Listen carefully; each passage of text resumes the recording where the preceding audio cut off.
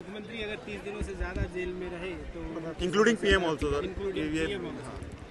देखिए, ये जो 3 बिल लाए आज इंट्रोड्यूस होंगे, हमारी पार्टी का मानना ये है कि ये theory of separation of powers का, ड्यू प्रोसेस का और जो जनता को ये इख्तियार है कि वो इलेक्टेड गवर्नमेंट्स को अकाउंटेबल बनाए, ये सब चीज़ें उसके ख़िलाफ़ जाता है।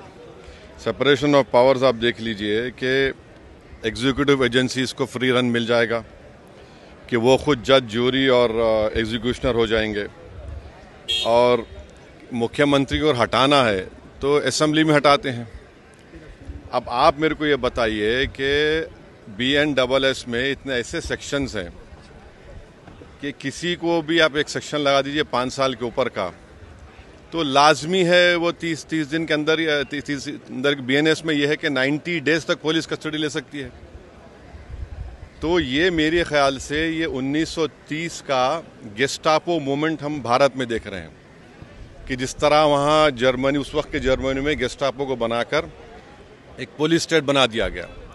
अब चीफ मिनिस्टर अकाउंटेबल नहीं होगा जनता को, बल्कि चीफ मिनिस्टर अकाउंटेबल होगा इन्वेस्टिगेटिंग एजेंसीज को।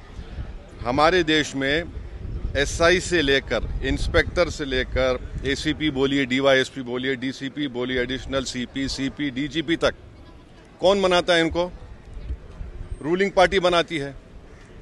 IT के ऑफिसर कौन बनाता है? ED के, CBI को रूलिंग पार्टी बनाती है। आप बताइए फिर कहाँ इंडिपेंडेंस रहेगा इन लोगों का? आप कैबिनेट के 6-7 लोगों को केस लगाइए, 30 दिन डालिए अंदर जेल में, गवर्नमेंट गिर गई उनकी। तो ये असल मकसद वो है, ये अनकॉन्स्टिट्यूशनल। अच्छा, उस बिल में ये भी है कि प्राइम मिनिस्टर को कौन अरेस्ट करेगा? प्राइम मिनिस्टर को बताइए। और प्राइम मिनिस्टर, ये उसमें उस बिल में कह रहे हैं, प्राइम मिनिस्टर के बिल में कह रहे हैं कि प्रेसिडेंट करेगा। अरे भाई, संविधान में हमने लिख दिया कि the president will act on the aid and advice of the council of ministers. ये उसका कॉन्ट्रडिक्शन। दूसरा, गवर्नर को आप इख्तियार दे रहे हैं, गवर्नर आप अपॉइंट करते हैं। तो ऑल इन ऑल ये हमारी डेमोक्रेसी के लिए, ड्यू प्रोसेस के लिए, बल्कि भारत को एक पुलिस स्टेट बनाने का काम बीजेपी सरकार करना चाहती है इन तीनों बिलों के जरिए, जिसकी हम पुरजोर इसकी मुखालिफत करेंगे।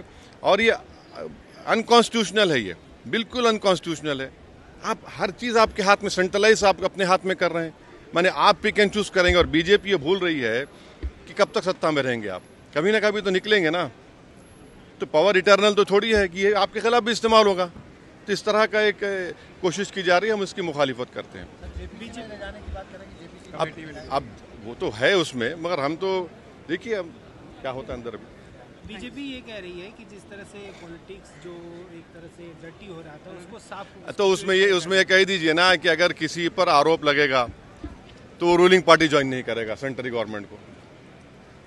आपके पास ज्वाइन कर लो, आप आराम से बैठो। भाई, पुलिस कैसा तय करेगी? जनता तय करेगी ना, जनता तय करेगी। जनता मुझे क्यों इलेक्ट करती है कि मैं 5 साल के लिए जाऊं? और अगर मैं अकाउंटेबल हो जाऊंगा, एजेंसीज को अकाउंटेबल नहीं होगा जनता को, तो किसका नुकसान होगा इसमें? अच्छा, कहाँ है इंडिपेंडेंस, कहाँ है पुलिस का? एक सेक्शन लगा दीजिए, सेडेशन नहीं है, मगर एक सेक्शन है BNSS में 30 दिन छोड़िए, 30 महीने में बेल नहीं होगी। ये चीज चक्कर है, गवर्नमेंट गिर जाएगी, कई गवर्नमेंट गिर जाएंगे। तो जितने अपोजिशन पार्टीज के जो चीफ मिनिस्टर्स हैं, जो उनके पार्टीज हैं, उनको तो इसका पुरजोर मुखालिफत करना चाहिए, वरना तो फिर बारी बारी सब जने जाएंगे अंदर। सर, जन सुनवाई के दौरान दिल्ली की मुख्यमंत्री रेखा, हाँ, मैं इसका कंडेम करता हूँ। चलिए।